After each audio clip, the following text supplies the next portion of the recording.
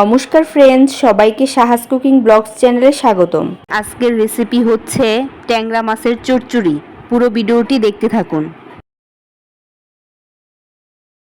ট্যাংরা মাছের চচ্চড়ি রান্না করতে এখানে যা যা উপকরণ নিয়েছি: চিকন করে কেটে ধুয়ে রাখা ঝিঙা বেগুন, ধনেপাতা কুচি ও ট্যাংরা মাছ।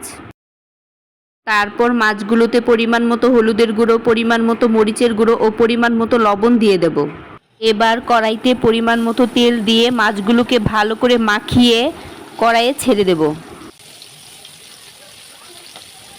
দুই পাশ উল্টিয়ে পাল্টিয়ে একটু লাল লাল করে ভেজে নেব।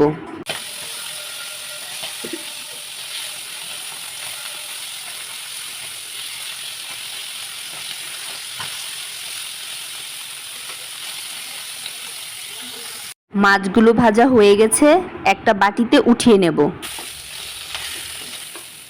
এখন কড়াইতে পরিমাণ মতো তেল দিয়ে থেতো করে রাখা রসুনগুলোকে দিয়ে একটু লাল করে ভেজে নেব।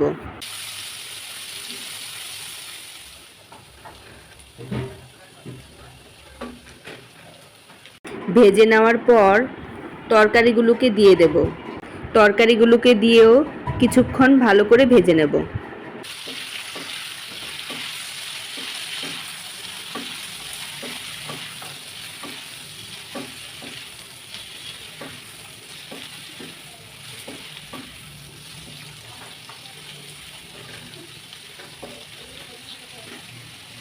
এবার পরিমাণ মতো হলুদের গুঁড়ো, মরিচের গুঁড়ো, ধনিয়া গুঁড়ো ও স্বাদ মতো লবণ দিয়ে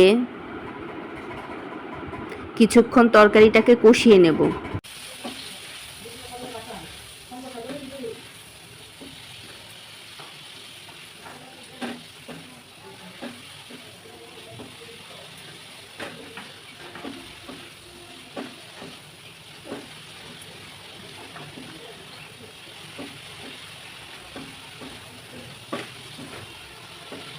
তরকারিটা আমার ভালো করে কষানো হয়ে গেছে। এখন সামান্য জল দিয়ে ঢাকনা দিয়ে ঢেকে দেব সিদ্ধ হয়ে আসা পর্যন্ত।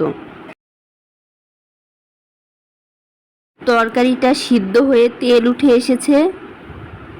এই পর্যায়ে ভেজে রাখা মাছগুলোকে দিয়ে পরিমাণ মতো ঝোল দিয়ে দেব।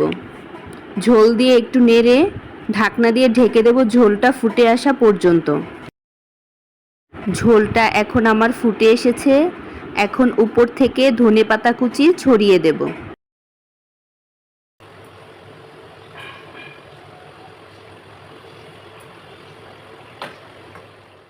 এই তো হয়ে গেল আমার ট্যাংরা মাছের চচ্চড়ি।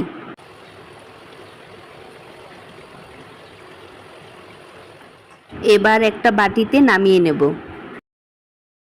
আজকের মতো এখানেই বিদায় নিচ্ছি। হাজির হব অন্য একটি নতুন রেসিপি নিয়ে। সে পর্যন্ত সবাই ভালো থাকবেন, সুস্থ থাকবেন।